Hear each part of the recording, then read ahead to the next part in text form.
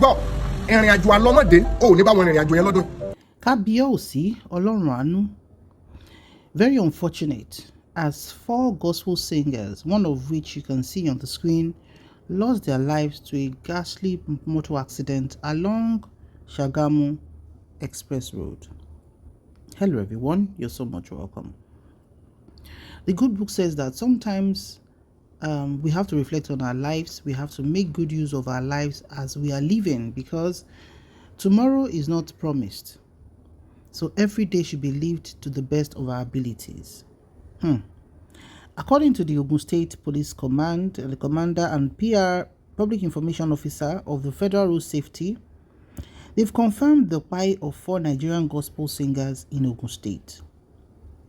In a statement on Monday, they disclosed that the singers lost their lives when they were involved in a fatal car crash along the Ikorodu-Shagamu Road in Ogun State. The identities of the people or the victims are Evangelist Ayodeji KekereJesu. That's who you can see on the screen. To those who know him, he's quite very active on TikTok and Facebook and I think Instagram. And people who can relate to him also relate to how very seriously he takes his religion, praising God, quoting the Bible. In fact, he still recently went to the mountain to pray, as you can see in the video. Sometimes we ask ourselves, to what end is it exactly? What are those things we hold so dearly? That this thing, no, over my dead body, I have to have this thing, no, nobody can take this from me. If nobody takes it from you and kpai now said it is time for you to go, won't you drop everything? Ẹ̀rù Ọlọ́run bà mí. Ẹ̀rù Ọlọ́run bà mí. The good book says it is even better to go to the house of mourning.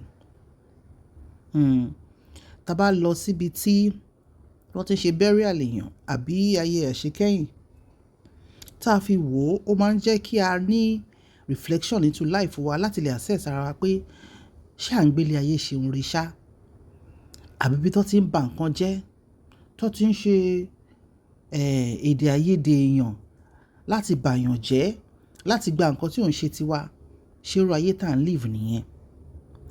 Apart from this evangelist Ayodeji KekereJesu tí ó papòdà, àtúní evangelist Ìyanu Joseph, àtúní Mọ́njọ́lá Jésù Olúwapamílẹ́rìn and Ọpẹ́yẹmí Adésínà. Wọ́n sọ wípé accident ń ṣẹlẹ̀ nígbà tí mọ́tò tí ó ń convey àwọn olórin ẹ̀mí wọ́n crash sínú another vehicle. Àwọn another vehicle yẹn, according to picture tari online tí a lè share ń bí, wọ́n ní trailer ni. Wọ́n ní àwọn gospel singers yìí wá láti family kan. Wọ́n dẹ̀ kú ní ẹsẹ̀kẹsẹ̀.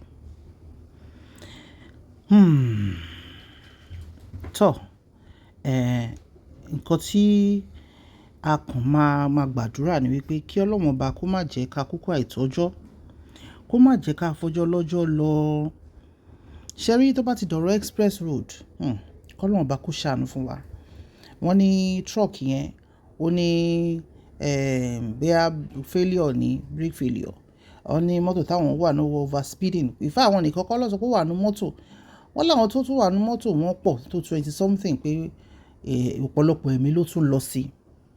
Àwọn èèyàn máa béèrè wípé kí ni a wá ń gbélé ayé fún? Nígbà tí a bá wà lọ́nà tí àwa bá tẹ̀ wà ní mọ́tò tá à ń ra ń drive, tí oní trailer tó ń bọ̀ tó bá lose control tó fi tiẹ̀ kó bá ọkọ̀ tíyàn bá wọ̀, báwo lèèyàn ṣe fẹ́ ṣàlàyé ẹ̀? Àìmọye ẹ̀mí ló ti sọnù, ló dẹ̀ ń sọnù. Báwo ni ẹbí yìí ṣe fẹ́ cope pẹ̀lú èèyàn 4 nínú ẹbí kan? Èèyàn 4 in one family. How do they want to ever come to that realization? How do they want to explain it? How do they want to start seeing life from the moment this has happened? How do they want to cope with the loss? How do they want to get over it? Ẹ jẹ́ kí ṣe rí àwọn tí lọ báyìí, àwọn tí lọ, wọ́n ti lọ sùn. àwa tá a wà nílé ayé ní ká máa bèèrè lọ́wọ́ ara wa pé báwo la ṣe ń ṣayé, because àwọn ọ̀rọ̀ tùnú làwọn èèyàn ń sọ nípa ẹni yìí. Àwọn èèyàn tiẹ̀ ní wọ́n mínísítà ní church àwọn ní December, àwọn kan ní wọ́n mínísítà ní January. So ẹni tó fi ilé ayé ẹ̀ tó fi ṣe tọlọ́hun ni, ẹni tó fi ilé ayé ẹ̀ tó fi sin Ọlọ́hun ni, and you can see he's a very young man. Fiancee ẹ̀ náà wà lára àwọn tí ó kú yìí.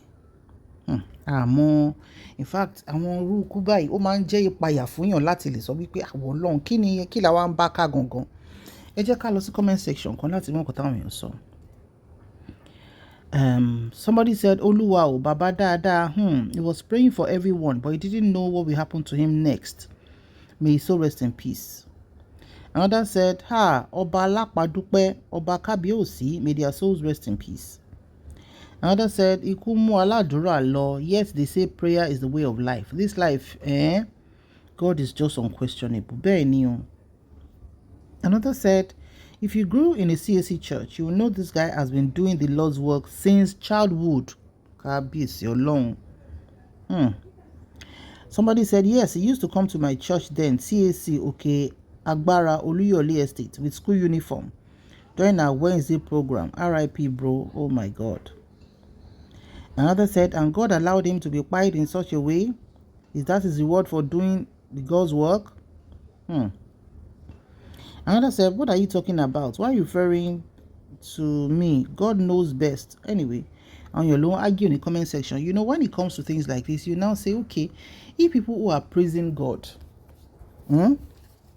people who have belief in God, tó bá lè lọ báyìí, kí wá ní faith ẹni tí ò wá gbọ́ Ọlọ́run gbọ́ tó ìyàbí tí Christian faith yẹ kò tí gòkè. That's the reason why we call God unquestionable. Ikú tó máa fi gbogbo servant sílẹ̀, tó máa fi gardener lẹ̀, tó máa fi security lẹ̀, tó máa fi nanny sílẹ̀, tó yẹ pé ọ̀gá olórí ilé gangan ló máa mú lọ pé ọ̀gá yọwọ́ láwo àsìkò ti tó. Ẹ jẹ́ ká gbélé ayé ṣe ohun rere. It's so unfortunate. I can't imagine him, his fiance's family, and his own other family members. How can they ever go through this? This is something that, ní àwọn ìlú bòmíì, àwọn tó bá jẹ́ family wọn máa ní láti go through therapy. Because grief is like is love that cannot find a way to go, that they have to live through and live with for the rest of their lives. May the soul of KekereJesu rest in peace. May God accept you in his bosom. Ẹ máa sọ pé ìgbà míì wà Ọlọ́run máa mú olódodo lọ síwájú ọjọ́ búburú. Bóyá nǹkan tó ṣẹlẹ̀ nìyẹn, Ọlọ́run ló mọ̀. And that is why he's what? The unquestionable God. Let's do well so that when it's time for us to go, àwọn lè sọ nǹkan gidi nípa títí wa náà. Kí Ọlọ́run ọba kó tẹ́ gbogbo àwọn tó lọ ìsáfẹ́fẹ́ rí, kó dẹ̀ dùn àwọn fámìlì wọn nínú, kó má jẹ́ kán rírú àjàmbá yìí mọ́. Ire o.